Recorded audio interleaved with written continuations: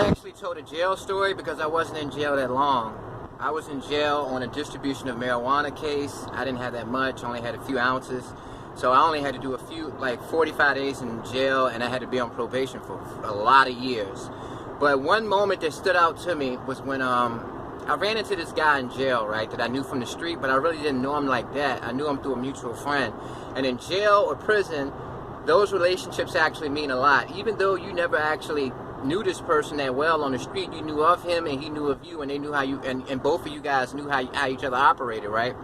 And I knew that he was doing this thing in the street, and he was slinging he was slinging heroin. And I was only 19 at the time, and he was only 19. So I remember my homeboy, we were selling weed, but he knew him, and we went to his house and kicked it with him one day. So I never seen him again until we got to jail.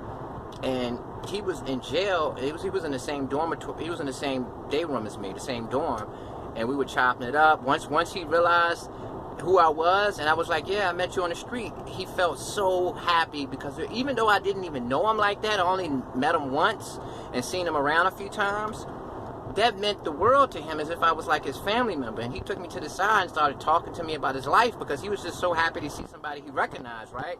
And he was saying, man, I've been getting in trouble all my life. Right now I'm facing 15 years, man. And he started crying, man. He started crying and telling me he was tired of making mistakes, and he was like, man, I know I made a mistake, man. I know what I did was wrong, man, but that don't matter. I'm going to still have to be in here for all these years, and I just had a baby. My girl going to leave me. I just got out of prison when I got locked up again this last time. My girl keep telling me to change. I keep telling her I will, and now, man, I'm going to lose everything. And he just started crying, like breaking down in tears.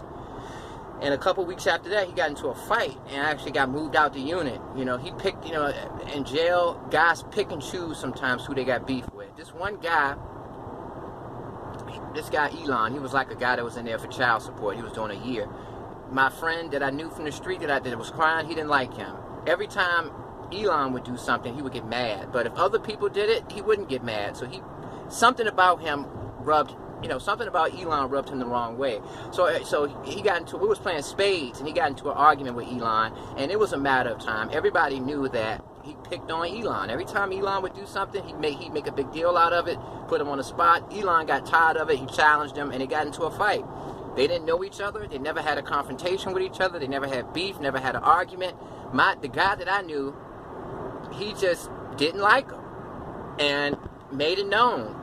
Elon didn't do anything to him. Elon was always respectful to him. He just flat out didn't like him, and was going to take his pain and aggression out on him. So I wanted to share that to let you guys know how real it is. You know what I mean?